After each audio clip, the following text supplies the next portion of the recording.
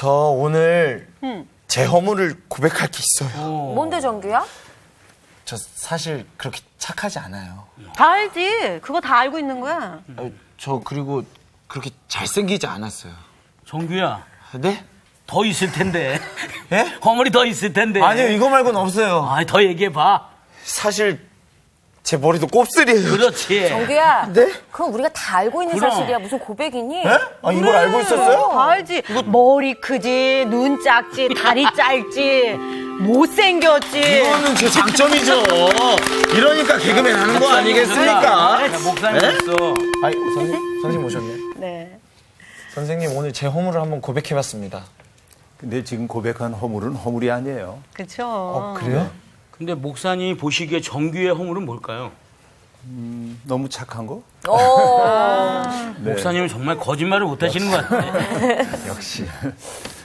근데 이제 우리가 어떤 사람에 대해서 이제 이렇다 저렇다 하고 판단하는 언어로 얘기할 때가 참 많이 있죠. 예. 근데 그 얘기 하나 때문에 살기도 하고 죽기도 해요. 맞아요. 이솝우화에 나오는 이야기인가요? 아이들이 장난으로 돌을 던지는데 개구리한테. 장난이지. 네. 예. 개구리한테는 죽고 사는 문제거든. 네. 그러니까 살면서 내가 상처를 받았던 경험들을 보면 누군가가 정색을 하고 나한테 넌 이래서 문제야 라고 얘기했을 때가 아니고 그냥 지나가는 말로 툭 던진 말이 맞아요. 상처가 될 때가 있어요. 네. 왜 그런지 아세요, 그게? 왜요? 내가 정색을 하고 얘기할 때는요, 저 사람에 대해서 어떻게 얘기해야 하는지 의식의 차원에서 정리를 하고 얘기를 해요. 그런데 무의식적으로 툭 내뱉는 말은 나의 무의식 속에 숨겨뒀던 말이 탁 튀어나오는 거예요. 이게. 근데 그게 파괴력이 강해요. 그렇죠. 그러니까 나는 의도하지 않았어 하고 말하는데 의도하지 않았는데 그게 그 사람 속에 있는 진실이거든. 그렇죠. 그래서 우리들이 정말 말할 때 조심해야 하고 함부로 판단의 말을 하는 것 때문에 나는 장난이었는데 맞아요. 사소하게 생각하고 했는데 그것 때문에 인생이 바뀐 사람들이 있단 말이죠. 맞아요. 정말 조심해야 돼요. 네. 그렇죠? 네. 오늘 이제 정규 씨가 허물을 고백하겠다고 얘기하고 허물이 아닌 것들을 다 고백을 네. 했어요. 본인의 허물이면 네. 말로 할 수 없을 거예요, 아마. 네. 그래요, 저 말로는 할수 오늘, 있지. 오늘 진짜 제 허물을 고백한 건데. 너의 장점들만 얘기했어. 그래요? 예, 그러면 이제 정말 허물이 뭔지, 인간의 죄성이 뭔지 여기에 대한 이야기를 함께 해야겠죠. 오늘 수업 시편 19강 내 허물을 여호와께 자복하리라. 32편을 오늘은 두 가지 번역본으로만 읽어보고 싶은데요. 그렇게 길지 않은 시편입니다. 먼저 나온 씨가 읽어주시고요. 미란 씨가 그 다음에 다른 번역으로 한번 좀 읽어주세요. 네. 네, 같이. 허물의 사함을 받고 자신의 죄가 가려진 자는 복이 있도다. 마음에 간사함이 없고 여호와께 정죄를 당하지 아니하는 자는 복이 있도다. 내가 입을 열지 아니할 때에 종일 신음함으로 내 뼈가 새하였도다.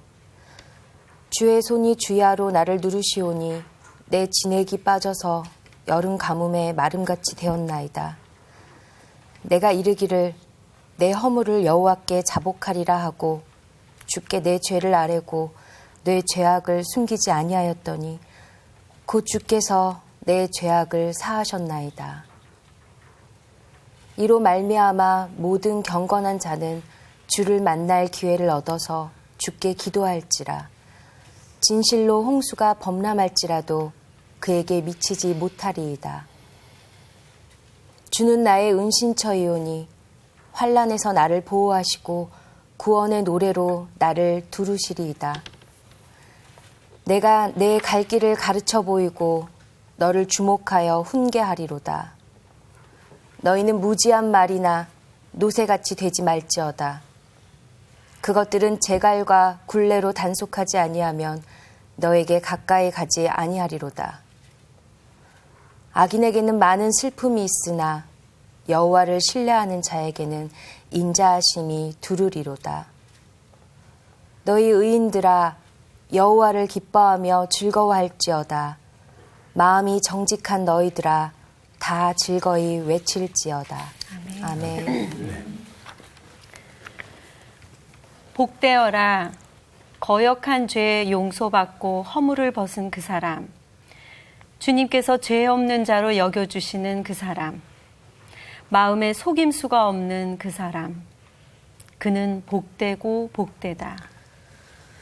내가 입을 다물고 죄를 고백하지 않았을 때에는 온종일 끊임없는 신음으로 내 뼈가 녹아내렸습니다. 주님께서 밤낮 손으로 나를 짓누르셨기에 나의 혀가 여름 가뭄에 풀 마르듯 말라버렸습니다. 드디어 나는 내 죄를 주님께 아뢰며 내 잘못을 덮어두지 않고 털어놓았습니다.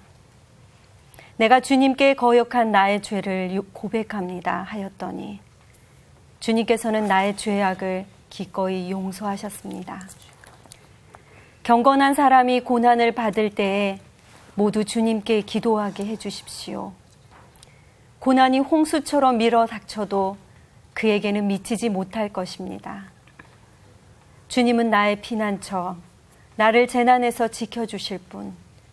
주님께서 나를 보호해 주시니 나는 소리 높여 주님의 구원을 노래하렵니다. 주님께서 말씀하신다. 내가 가야 할 길을 내가 너에게 지시하고 가르쳐 주마. 너를 눈여겨보며 너의 조언자가 되어주겠다. 너희는 제갈과 굴레를 씌워야만 잡아둘 수 있는 분별 없는 노새나 말처럼 되지 말아라. 악한 자에게는 고통이 많으나 주님을 의지하는 사람에게는 한결같은 사랑이 넘친다. 의인들아, 너희는 주님을 생각하며 즐거워하고 기뻐하여라. 정직한 사람들아, 너희는 다 함께 기뻐 환호하여라. 네. 좋은 낭독 고맙습니다. 여러분 복되어라라고 하는 말로 오늘 시가 시작돼요. 네. 사실은 이제 1절에 보면은 허물의 사함을 받고 자신의 죄가 가려진 자는 복이 있도다 하고 말하는데 복이 있도다가 마지막에 가 있지만 네. 원래 순서로 보면 복이 있도다 하는 말로 시작되죠. 여러분 이게 우리가 시편 처음 공부할 때 시편 1편에서도 그랬거든요. 네. 복이 있도다. 그리고 이제 어떤 사람이 복이 있다고 얘기했어요. 시편 1편에서는. 악인의 꾀를 쫓지 않는 사람. 그렇죠. 오만한 자의 자리에 앉지 않는 사람. 그렇게 이제 얘기하다가 복 있는 사람은 결국 여호와의 율법을 주야로 묵상하는 자로다. 그래서 상당히 긍정적 가치가 그 속에는 나오고 있죠. 네. 악인의 꾀를 쫓지 않고 오만한 자와 함께 앉지 않습니다. 이게 이제 복되다고 얘기했어요. 그런데 시편 32편에 와서는 그런 복이 아닙니다. 그렇죠. 다른 형태의 복이 여기에 얘기되고 있어요. 그게 허물의 사함을 받고 자신의 죄가 가려진 자가 복이 있다 하고 얘기합니다. 그러니까 한마디로 얘기하면 죄의 용서함을 받은 사람의 복입니다. 네. 그러니까 내가 악한 일을 행하지 않는 것도 복이고 그런데 인간은 악한 일을 전혀 안 하고 살기는 어렵거든요. 나도 모르는 사이에 악한 일을 하곤 하는데 이것이 용서함을 받은 사람은 참 복이 있다. 자, 죄를 안 짓는 사람도 복이 있는 사람이에요. 그러나 여러분 은혜 안에서 산다고 하는 것은 죄를 안 짓는 것 아니라 죄를 지어도 용서함을 받는 거라고 얘기할 수 있겠죠. 이게 이제 복이라고 지금 얘기를 하고 있습니다. 그런데 여기 흥미로운 것은 뭐냐.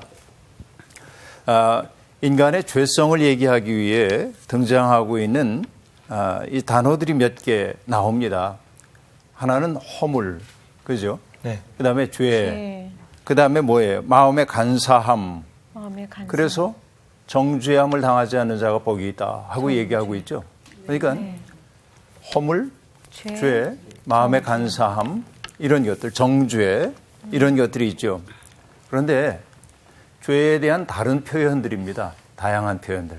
전에도 얘기했지만 우리가 뭔가를 표현하게 될 때 강조하고 싶으면은요 반복을 합니다. 반복을. 그런데 똑같은 단어를 반복하는 것도 강조의 효과가 나타날 수 있어요. 의도적으로 그럴 때가 있습니다. 똑같은 단어를. 왜냐하면 시를 읽다 보면 시구가 처음에 나왔던 시구가 뒤에서 반복되기도 하거든요. 네. 그게 시적 모티브로 굉장히 중요하기 때문에 그렇게 등장하죠. 그런데 똑같은 그 뜻을 얘기한다 해도 표현을 달리하는 것도 강조법 가운데 하나라고 볼 수 있습니다. 네. 그런데 여기 허물, 죄, 마음의 간사함, 정죄 이런 말들이 나오는데 조금씩 층의가 다른 말들입니다. 이것이. 아까 우리 얘기할 때 정규 씨가 내가 좀 허물이 많아요. 그렇게 말하면서 어떤 허물 얘기했죠? 착해요. 너무 착하고. 너무 착하고 착한 것 같지 않고. 멋있지도 않고. 잘생기지도 않았다고 이야기했습니다. 머리도 곱슬이고. 머리도 곱슬이고 네. 그런 게 이제 본인의 허물이다. 그렇죠. 이게 헛물 켰어요. 야, 라임이. 네.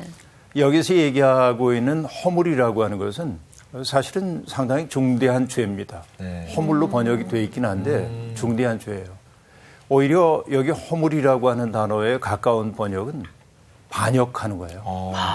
그러니까 아주 의도적으로 하나님의 뜻을 거역하는 거죠. 어이구. 네네. 하나님의 뜻을 몰라서가 아니라 알면서 고의로 위반하는 겁니다. 그렇죠. 알면서 위반하는 거예요. 느낌이 아예 다르네요. 허물하고 완전히 다르죠. 다르네. 그러니까 의도적으로 머리를 곱슬 하나님을 그거 하기 위해서 곱슬을 하면 그거는 허물이네요. 하나님이 곱슬을 싫어하시나? 의도적인 마음으로. 좋아하십니다. 이 머리도.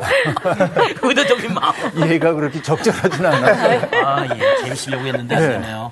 네. 그러니까 여기에서 허물이라고 하는 것은 좀 의도적인 죄. 이건 뭐냐면은 하나님 무시하는 거죠. 그렇죠. 무시한다라고 하는 말도 제가 말장난처럼 하지만 무시는 뭐죠? 눈에 보이지 않는 거지. 없는 사람 없는 것처럼 네. 대하는 거죠. 하나님 무시하는 거예요. 그게. 하나님을 투명한 존재처럼 여기는 거. 여러분, 이게 우리가 사람 무시할 때 보면 사람이 마치 존재하지 않는 것처럼 여길 때가 있어요. 네. 로마나 이런 그 전제주의 국가에서 노예 제도들이 있었잖아요. 네. 네. 그런데 이 노예는 사람으로 취급을 안 했습니다. 사물로 취급을 합니다. 그래서 노예들이 있는 곳에서 자유인들이 우리가 자유인들 앞에서는 숨은 상태에서 해야 할 일들을 노예들이 있는 곳에서는 그냥 해요. 왜? 없는 사람 취급. 없는 사람이야. 이건 목욕을 한다든가 목욕, 뭐 기타 등등. 화장실을 간다든가. 네, 뭐 그뿐만 아니라 네. 이게 여러 가지 일들이죠. 이런 것들이 그냥 그런 일을 하고 살아요. 노예들은 슬픈 일이죠. 네. 그렇죠. 그런데 이런 무시한다고 하는 것은 하나님이 마치 존재하지 않는 것처럼 금지의 명령이 있음에도 불구하고 의도적으로 위반하는 것을 여기 허물이라고 얘기합니다. 네. 그런데 죄라고 번역되어 있는 단어는 뭐에 가깝냐면 여러분 빗나가는 거예요. 네? 빗나가는 거예요. 네. 화살을 발사했는데 관역에 명중하지 못하고 빗나가는 빗나가죠. 근데 이건 인간의 약함이기도 합니다. 그렇죠. 좀 빗나가요. 어긋납니다. 기대에 미치지 못하는 거죠. 이런 경우는 굉장히 많이 있죠. 우리는. 네. 이것도 이제 죄입니다. 근데 여기에 또 우리가 뭐 마음의 간사함도 있습니다만은 하나님이 죄가 있다, 정죄하신다 하는 얘기도 있는데요. 그러니까 우리가 마음의 간사함이라고 하는 것은 뭐겠어요? 우리의 본성이 부패해버리고 만 거예요. 그렇죠? 썩은 거죠. 이것. 그래서 이 속에서 선한 것이 나올 수 없는 상태. 그러니까 아주 적극적인 죄에서 소극적인 부족함도 있고요. 내면이 썩어서 선한 것을 할 수 있는 능력이 없는 것도 그렇고 이게 전부 죄입니다. 네. 근데 인간은 그 죄 속에 살지요. 보편적으로. 여러분, 나는 교회 처음 나갈 때 전에도 고백했지만은 인간이 죄인이라고 하는 말을 받아들일 수가 없었습니다. 네. 왜냐하면 내가 상당히 괜찮은 사람이라고 스스로 생각을 했거든요. 그런데 성서의 세계에 깊이 가고 보니까 누가 죄 없다 할 수 있어요? 세상에. 그렇잖아요. 죄 없다 할 수 있는 사람은 아무도 없어. 인간이 저지르는 죄도 있지만 마땅히 해야 할 것을 하지 않은 것도 죄거든요. 그렇죠. 내 이웃이 지금 고통받고 있는데 하나님은 뭘 원하시냐면 내가 그의 고통을 덜어주기를 원하셔요. 그런데 나는 바쁘다는 핑계로 또 위험하다는 핑계로 우리들이 그 사람을 돕기를 거절한다고 얘기할 때 하지 않은 것도 죄입니다. 이걸 뭐라고 얘기하냐면 태만죄 그러는 거예요. 태만한 거예요. 마땅히 해야 할 일을 하지 않은 것도 죄죠. 그럼 여러분 죄인 아닌 사람이 어디 있어요? 세상에. 그렇죠? 그런데 문제는 뭐냐면 죄에 대한 자각을 하고 있는 사람이 많지 않다는 데 있습니다. 잘못된 일을 하면서도 잘못인지 몰라요. 굳이 깨달으려고 하지 않는다 하는 얘기죠. 그래서 이 시인은 단적으로 지금 말하는 것이 뭐냐. 허물의 사함을 받고 또 그 자신의 죄가 가려진 자는 복이 있다. 자, 여기 보면 대칭되고 있는 것들이 있는데요. 허물, 죄, 마음의 간사함 이런 것들이 있죠. 네. 그렇죠. 하나님의 이제 정죄. 이렇게 얘기하고 있는데 허물의 사함, 죄가 가려진. 그다음에 간사함은 어떻게 되죠? 마음의 간사함이 없고. 이게 없어. 네. 없음. 또 정죄를 당하지 아니하는. 당하지 않음. 자, 이게 뭐죠 지금? 이것이 인간의 보편적 죄의 모습이라고 얘기한다면 네. 이것은 전부 용서해주는 내용이 이렇게 또 반복되고 있죠. 네 번의 반복이 나타나고 있습니다. 그런데 재미나는 것은 뭐냐면은 사해준다라고 하는 것은 옆으로 치워버린 거예요. 마치 없는 것처럼 여겨주는 거예요. 지금 내가 눈 감아주는 거예요. 그렇죠? 또 죄라고 하는 것이 가려졌어. 덮어주는 거예요. 에게. 그렇죠? 덮어줘요. 그리고 간사한 것이 없다. 없애준 거죠. 능동적으로 하나님이. 또 정죄를 당하지 않아. 하나님이 정죄하지 않는 거죠. 이게 이제 용서함 받은 사람들의 삶의 모습이에요. 이들이 바로 어떤 사람이냐면 복 있는 사람이다. 우리는 복 그러면은 대개 어떤 것들을 떠올려요. 복하면 떠올리는 것들이 있죠. 돈 많고. 잘 먹고 돈 많고. 네. 건강하고. 출세하고. 네. 성공하고. 그렇죠. 이게 이제 전부 복이라고 생각해요. 네. 근데 성서는 우리에게 새로운 복을 얘기하고 있는 거죠. 이런 사람이 정말 복이 있다. 그렇죠. 그래서 저는 이걸 이렇게 얘기를 하고 싶어요. 이게 진정한 복입니다. 인간이 누릴 수 있는. 그런데 우리는 부차적인 복들에만 매달리고 있는 것이죠. 자기 욕망과 관련된 것들이 충족될 때 그걸 복이라고 얘기를 합니다. 그래서 우리 그 크리스찬들이 성숙하지 못한 까닭이 거기에 있다고 저는 생각을 해요. 진짜 복이 뭔지를 우리들이 알기 시작해야 합니다.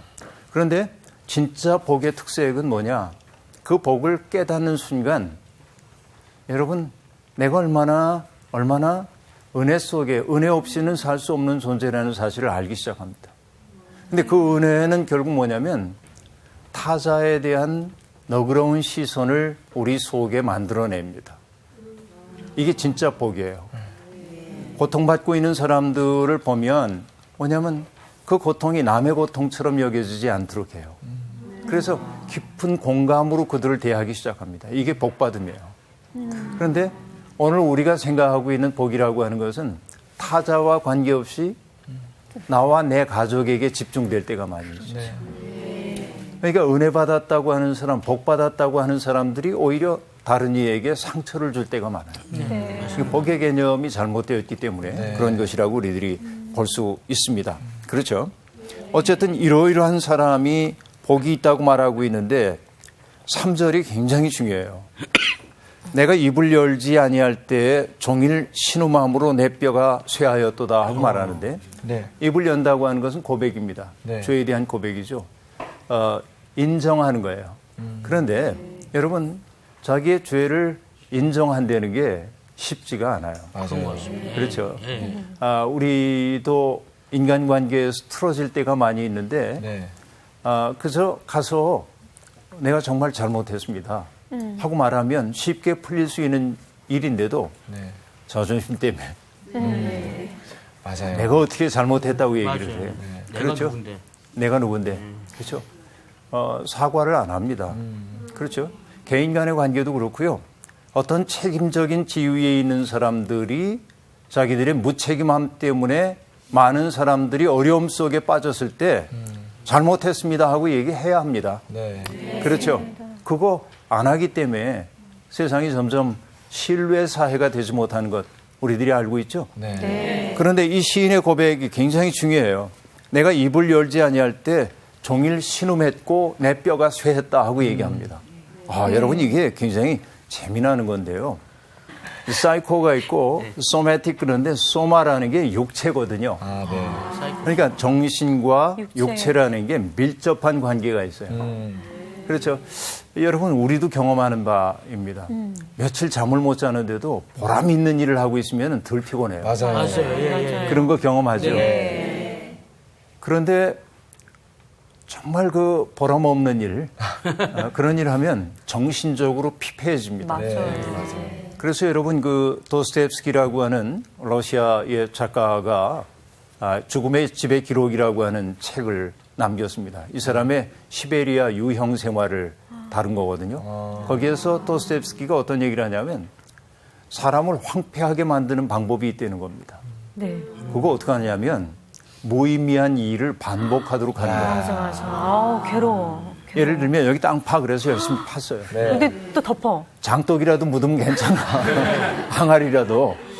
근데 뭐냐면 기껏 다 팠어요. 그래서 이제 다 파서 됐다 하는 순간 덮어. 덮은 거예요. 저쪽으로 가더니 또 파. 팠어. 덮어. 무의미한 일을 반복하면 사람이 황폐해집니다. 왜냐하면 사람은 의미를 먹고 사는 존재거든요. 맞아요. 보람이 있는 일을 하게 될 때 사람은 어려운 일도 넉넉히 견뎌내거든요. 네. 그렇죠. 늘 하는 얘기죠. 할머니한테 10kg짜리 그 돌덩이를 들고 서 계시라고 하면은 여러분이 그거 골다공증 걸리셔. 골다공증. 허리 휘세요. 허리 휘어. 당장 허리가 무너질 수밖에 없죠. 네. 그러나 사랑하는 손자, 손녀 돌볼 때는 아유, 힘들어도 그 웃음이 얼굴에 있어요. 사랑하기 때문에. 맞습니다. 그런 것이죠. 네. 우리들의 이제 이 경험이라고 볼 수 있습니다. 자, 그런데요. 기가 막힌 얘기입니다. 사이코소매틱 이런 현상을 그대로 보여주는데 내가 고백을 하지 않았더니 죄가 나를 장악하고 있는 상태가 됐더니 어떻게 됐어요? 네, 뼈가 종일 신음함으로 내 뼈가 쇠하였습니다 하고 말합니다. 여러분, 내가 스스로 자기 속에 죄된 일을 하면서도 사람들은 직면하려고 하지 않습니다. 자기의 부끄러운 모습. 맞아요. 그러니까 이 죄된 모습이 떠오르려고 할 때 우리가 동원하는 기제들이 있습니다. 하나는 망각의 기법, 마치 아무 일도 없었던 것처럼. 또 하나는 합리화. 그렇죠. 나 그럴 수밖에 없었어. 네. 이렇게 합리화해요. 망각을 하든지 합리화하든지 이제 그럽니다. 그런데 그 두 가지 다 뭐냐면 눌러놓는 거거든. 내 속에. 숨기는 거죠. 근데 숨겨진 것들은 결국 뭐가 되냐면 우리 인생에서 그늘이 되는 거예요. 이게 칼 구스타프 융이라고 하는 심리학자가 들려주는 얘기입니다. 그림자, 섀도우가 되는 거예요. 우리 속에. 근데 그 그림자는 언젠간 나오도록 돼 있어요. 그것이. 그렇죠. 네. 그것이 지금 여기 뭐로 나타나는 겁니까? 뼈가 쇠하는 거예요. 여러분, 죄가 우리 속에서 어떤 일을 하냐면 죄 지은 자들을 하나님이 직접 징계하시기도 하지만 죄 그 자체가 그 사람을 징계합니다. 이게 기가 막히게 여기 표현되어 있는 겁니다. 지금. 그렇죠? 예, 이런 얘기가 지금 나오고 있어요. 그 다음에 뭐라고 얘기하냐면 주의 손이 주야로 나를 누르시오니 이렇게 말하죠. 네. 주님의 손이 나를 눌렀대. 근데 여러분 정말 주님이 너 맛 좀 봐. 그러고 숨 못 쉬게 그렇게 하시는 분 아니신데. 어떻게 누르셨을까 이게? 마음을 뭔가. 그러니까 여러분 하나님이 우리에게 주신 본래의 마음이 있잖아요. 네. 양심 같은 것들도 있고요. 네. 이런 것들이 나를 누르는 하나님의 손이 되기도 합니다. 그렇죠. 그러니까 하나님은 아무 일도 안 했어. 근데 내 양심이 찔려서 그렇죠. 괜히 하나님이 누르시는 것 같은 그렇지. 그런 느낌이죠. 그렇게 느껴지죠. 그러자 어떻게 되냐면은 여름 가뭄에 진액이 빠져서 여름 가뭄에 마름같이 되었습니다. 새 번역은 그 뭐냐면 여름 가뭄에 풀같이 말라버리는 거로 네. 얘기하고 있습니다. 맞아요. 그렇죠? 내 속에 어떤 그 죄에 대해서 숨겨두고 눌렀더니 심리학적 용어로 얘기했을 땐 그림자가 되었고 네. 이것도 뭐냐면은 검은 그림자예요. 네. 검은 그림자가 돼요. 그래서 검은 그림자가 많은 사람일수록 타자에 대해서 너그럽지 못합니다. 화를 내는 사람 있잖아요. 누구 사소한 잘못에 대해서 막 화를 내는 사람들은요. 네. 유난히 도덕적인 사람이 아니고 자기 속에 그림자가 많은 사람들이에요. 자기 속에 허물이 많은 사람일수록 남에게 화를 잘 냅니다. 남의 허물을 보고. 네. 근데 자기 속에 있는 그림자가 말갛게 된 사람들은요. 네. 누군가가 허물이 있어도 품어 안고 갈 수 있는 여유가 생깁니다. 네. 그렇죠. 그러니까 여러분 이건 분명해요. 화 잘 내고 남에게 판단의 언어를 하는 사람일수록 자기 속에 상처가 많은 사람들. 맞아요. 이게 이제 분명해요. 네. 자, 그런데 어쨌든 이 사람은 아주 정직하게 자기를 돌아본 거야. 내가 이렇게 허물 고백하지 않고 이제 숨기고 그랬더니 여름 가뭄에 마름같이 내가 되어버리고 말았다. 내 뼈 속에 있는 진액이 다 말라버리고 말았다. 이게 인간의 모습이에요. 그래서 그가 비로소 뭘 해요? 내 허물을 여호와께 자복하리라 하고 주께 내 죄를 아뢰고 죄악을 숨기지 아니하였더니 주께서 내 죄악을 사하셨나이다 하고 말합니다. 네. 자, 여러분 하나님 앞에 정직하게 내 모습을 있는 그대로 드러내는 것이 용기입니다. 네. 그렇죠. 그런데 여러분 우리가 살다 보면 아까도 얘기했지만 허물도 있고 네. 죄도 있고 그다음에 간사한 마음도 우리에게 있습니다. 네. 시시때때로 이것을 직면해서 아 이게 지금 문제구나 하고 정리를 해서 그러니까 살면서 생겨나는 부산물로서의 쓰레기 같은 것들이 우리 속에 있다고. 네. 그러면 여러분 어떻게 해야 돼요? 버려야 쓰레기 돼요. 봉지에다 담아야죠. 담아서 네. 버려요. 근데 대개 우리는 어떻게 하냐면 네. 봉지에 담아서 집안에다 놔둬요. 그렇죠. 아우, 냄새나. 냄새 나죠? 네. 어떻게 해야 되죠? 갖다 버려야 돼요. 네. 근데 죄를 갖다 버리는 방법은 다른 거 없어요. 하나님에게 용서 청하는 밖에 없어요. 네. 그분 앞에서. 내가 이런 존재입니다. 자기의 존재에 대해서 직면하는 거예요. 네. 그렇죠? 자기의 이중성을 알아차리기 시작하는 겁니다. 그래서 허물을 자복했다고 얘기해요. 하나님 앞에 이제 인정한 겁니다. 아, 이게 내 허물입니다. 그 다음에 자기의 죄악을 드러냈다고 얘기합니다. 그동안은 뭐냐면 커버해놨어서 죄를 네. 마치 없던 것처럼. 네. 그런데 did not cover야. 이제 이건 uncover한 거지. 네. 어? 덮어놨던 것을 하나님 앞에 드러냈어요. 네. 자기 마음속에 있는 이중성을 하나님 앞에 있는 그대로 드러냈습니다. 그러자 즉각적으로 뭐라고 얘기하냐면 주께서 내 죄를 사해 주셨습니다. 네. 주께서 나를 들어올려 주셨습니다 하고 얘기합니다. 자, 이게 어떤 얘기죠? 그동안 내 속에 있는 그림자 때문에 하나님과도 친밀하게 마주할 수가 없었어요. 네. 전에도 얘기했죠. 나와 하나님 사이에 혹은 나와 너 사이에 죄가 개입하게 되면 어떻게 되냐면 멀어집니다. 거리가. 네. 자, 사랑은 마주 서도록 합니다. 사랑하는 사람들은 마주 보잖아요. 네. 너무 그렇게 보지 말고. 지금 저 보신 거예요? 아, 깜짝이야. 그런데 죄가 개입하면 그 관계 속에 죄가 개입하면 마주범의 관계가 싹 흔들려요. 그렇죠. 그렇죠. 그리고 외면하고 싶어집니다. 맞아요. 그렇죠.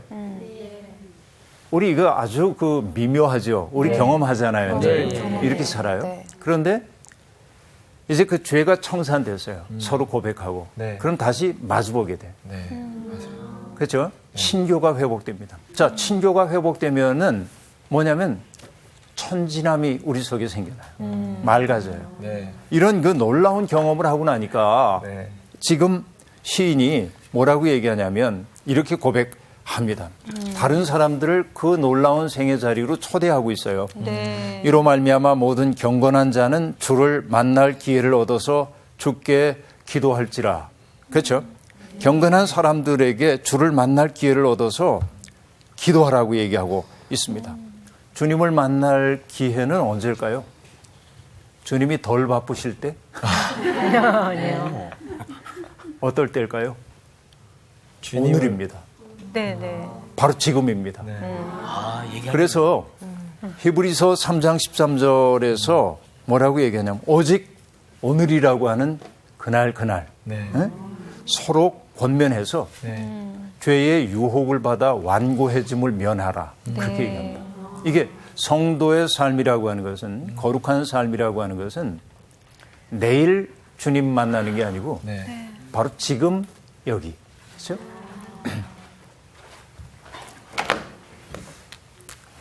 지금 여기니까 네. Right now. Now, here. now here. 그죠? 네. 여러분 이걸 붙이면은 뭐예요?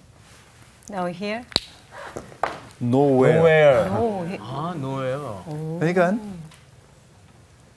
어디에서도 안 타는 모든 장소다 하는 뜻이기도 하지요. 네. 지금 여기에서 하나님은 nowhere 어떤 특정한 장소에 계신 분 아니고 특정한 시간에 계신 분 아니에요. 지금 여기에서 그분 앞에 내 죄를 아뢰야 한다. 네. 이게 이제 아주 절실한 경험을 한 사람이 사람들에게 권고해주고 있는 거죠. 지금 허물 고백해라 그 얘기. 네. 맞아요. 그래야 어떻게 되죠? 아까 주의 손이 주야로 나를 누르시오니 네. 내가 여름 가물에 그렇죠? 여름 가물에 마름같이 되었나이다 하고 말하고 있는데 네. 이게 이제 벗겨질 때 뭐냐면 천진함과 유머가 우리 속에 유입돼요. 그렇죠? 허물의 사함을 받은 사람이 막습니다. 그 사람이 보면은 어쨌든요 이렇게 살아가야 하는 것이고요. 이 시인의 고백이 기가 막힙니다. 그렇게 하고 났더니 비로소 주는 나의 은신처이오니 하고 말합니다. 야, 여러분 이게 은신처라고 하는 말이 참 좋은데요. 옛날에 어떤 영화에서 어린 시절에 자기가 놀던 고향 마을에서 그 호수가 있는데 호수가에 조그만 너럭바위 같은 게 있는데 이 아이는 거기에 이렇게 들어놓여 있는 걸 참 좋아했어요. 네. 그런데 외부에 나가가지고 막 살다 보니까 상처도 많고 고통도 많고 그래서 그러죠. 그래서 어느 날 고향으로 돌아와. 그 영화의 마지막 장면은 뭐냐면 그 호숫가에 있는 너럭바위에서 옷을 다 벗고 거기가 이렇게 이제 있는 장면입니다. 나는 그래서 그 너럭바위를 뭐라고 얘기하냐면 마치 어머니의 태와 같다. 어머니의 자궁 속에 담겨있는 아이 같은 모습으로 누워있는 걸 봤어요. 때때로 사람들은 그렇게 자기가 전폭적으로 수용되고 있는 어느 장소에 가고 싶은 마음들이 들거든요. 살다 보면. 그렇죠. 그런 곳 한 군데라도 있다고 한다면 여러분 우리의 삶이 얼마나 든든하겠어요. 네. 그런데 이 시인은 바로 그 경험을 한 거예요. 주님이 나의 은신처. 네. 그렇죠? 이전에는 뭐냐면 주님이 내 죄 때문에 나를 혼내지 않을까 하는 생각을 했는데 고백했더니 혼내기는커녕 덥석 안아주셔요. 그래서 그는 마음으로 지금 얘기하는 겁니다. 주는 나의 은신처입니다. 환난에서 나를 보호하시고 구원의 노래로 나를 두루시리이다. 이렇게 얘기합니다. 그렇죠? 자, 그러자 하나님과의 그런 친교가 회복되게 되자 어떤 일이 여기에 벌어진다고 얘기합니까? 8절에 보니까요. 내가 내 갈 길을 가르쳐 보이고 너를 주목하여 훈계하리로다 하고 말합니다. 그렇죠? 네. 이제 정말 하나님 앞에 돌아온 사람, 그런 사람에게 이제 가야 할 길을 지시하고 가르쳐 줘요. 네. 그렇죠? 그리고 하나님께서 우리를 눈여겨보시고 그리고 조언자가 되어주신다고 얘기합니다. 여러분, 바라보면 두 가지의 눈빛이 있습니다. 하나는 뭐예요? 하나님이 죄 지은 사람은 죄를 고백하기 전에 하나님의 눈빛은 무엇처럼 느껴지냐면 정죄의 눈빛으로 보일 수 있죠. 맞아요. 두려워요, 사람들이. 네. 그런데 죄의 용서함 받은 사람이 느끼는 하나님의 눈길은 뭐예요? 인자한 눈. 인자하죠. 내가 너를 돌본다 네. 하는 것이죠. 그런데 여러분 보면 하나님의 눈길이 달라진 게 아니에요. 맞아요. 나만 그 달라서. 눈길을 대하는 나의 태도가 달라져요. 맞아요. 그렇죠? 네. 예, 이런 겁니다. 그러니까 여러분 하나님의 눈빛을 변화되게 하는 것은 변화된다기보다는 변화된 것처럼 느끼게 만드는 것은 우리의 태도 여하에 달려있다고 얘기할 수 있겠죠. 그래서 이 시인이 지금 사람들에게 이제 권고합니다. 어떤 권고냐? 너희는 무지한 말이나 노새같이 되지 말지어다 그렇게 말합니다. 아주 강렬한 권고입니다. 네. 근데 말이나 노새의 문제는 뭐예요? 재갈과 굴레로 단속하지 아니하면 너희에게 가까이 가지 아니하리로다 하고 말합니다. 이 나귀가 꽤 고집이 있다고 그래요. 저는 말도 타보고 나귀도 타본 적이 있습니다. 나귀는 그런데 못 타봤어요. 네, 근데 나귀 보고 아무리 가자고 애원해도 저 가기 싫으면 안 갑니다. 얘가 고집이 상당해요. 고집이 상당해요. 그러니까 얘들을 움직이게 하기 위해서는 박차를 가하기도 하고 막대로 치기도 하고 그래서 그렇게 하는데 나귀는 막대로 쳐도 저 가기 싫으면 잘 안 갑니다. 이게 좀 묘해요. 그래서 여러분 아주 참 중요한 것이 뭐냐면은 재갈과 굴레로 단속해야만 이제 움직이는 거죠. 그렇게 되지 말라는 거예요. 지금 얘기하고 있어요. 인간은요, 악한 길에서 돌이키고 자기의 길과 행위를 아름답게 하라고 하는 그 권고를 받아들이지 못할 때가 너무 많이 있습니다. 이게 이제 우리의 삶의 모습이죠. 그래서 얘기합니다. 그런 사람, 권고를 받아들이지 않는 사람, 자기의 죄를 하나님 앞에 토설하지 않는 사람, 그를 이 시인은 뭐라고 얘기하냐면 악인이라고 얘기하고 있어요. 그렇죠? 그러니까 악인이라고 하는 것은 저 사람 정말 나빠. 그런 사람만이 악인이 아니에요. 그렇죠? 누군가에게 해코지하는 사람만이 악인이 아니고요. 자기의 죄를 아까 얘기한 대로 그 쓰레기 봉지에 담아가지고 버리지 않고 자기 속에 가지고 있는 사람이 악인이야. 여기에서는. 그렇죠? 근데 결국은 뭐냐면은 그런 사람에게는 어떻다고요? 많은 슬픔이 있으나 하고 말합니다. 그렇죠? 그 삶 자체가 슬픔이에요. 이미. 그런데 여호와를 신뢰하는 자에게는 인자하심이 두루리로다 하고 말합니다. 여러분, 여호와를 신뢰한다 하고 얘기를 했죠? 그 신뢰는 트러스트인데, 그죠? 믿고 맡기는 게 신뢰이죠.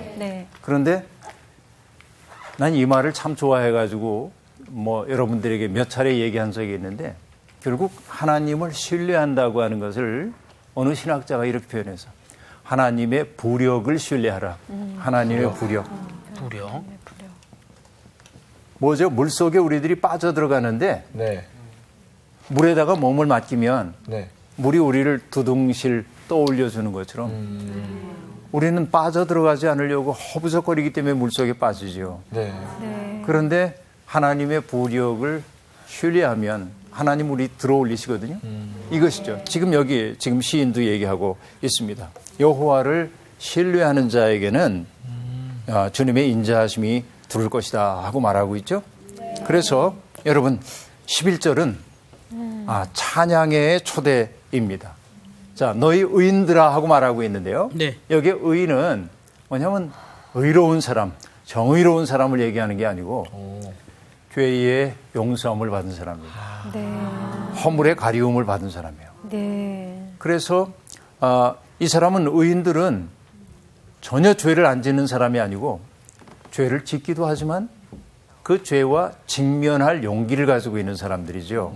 그렇죠? 그래서 그들에게 요구되고 있는 것이 뭐냐면 여호와를 기뻐하라 하고 말합니다. 여호와를 기뻐하라고 얘기하고 있어요. 그리고 즐거워하라고 얘기하고 있습니다. 또 즐거이 외치라까지 얘기하고 있습니다.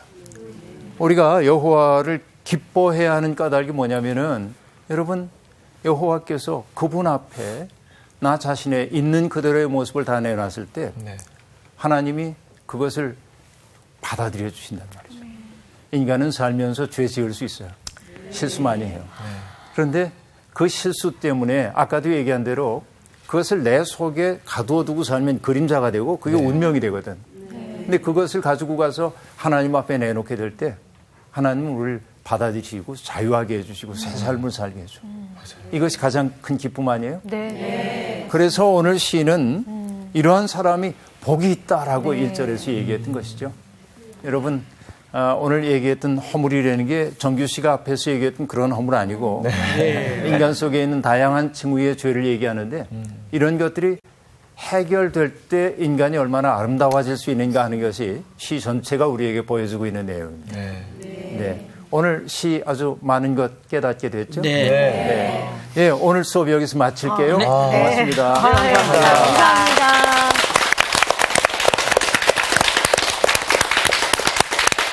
나 오늘 집에 가갖고 쓰레기 봉투 여러 돈 사야겠어. 쓰레기 빨리빨리 갖다 버리세요. 지금 이게 냄새 나고 있는 거 많이 있네. 그래요? 그거 빨리 이게 싸가지고 빨리 버려야 되겠어. 쓰레기 봉투 사서. 빨리 저는 제 마음을 좀 이렇게 환기시켜야겠어요. 환기? 냄새 나는 것 같아서. 버려야지. 그러니까 이제 이야기하고 환기도 시켜놓고. 그렇지. 네, 청소를 한번 해야겠습니다. 일단 우리는 용서받은 자들이니까 허물이 없어요. 그래요? 냄새 나는데? 이번 주 퀴즈입니다. 부자가 하나님의 나라에 들어가는 것은 이것보다 더 어렵다고 했습니다. 이것은 무엇일까요? 1번 귀신 들린 아이를 고치는 것. 2번 어린아이와 같은 마음을 갖는 것. 3번 낙타가 바늘 위로 나가는 것. 정답을 아시는 분은 CBS 성서학당 홈페이지에 정답을 올려주시거나 우편으로 보내주시면 됩니다. 보내실 곳은 서울특별시 양천구 목동 서로 159의 1번지 CBS 성서학당 담당자 앞입니다.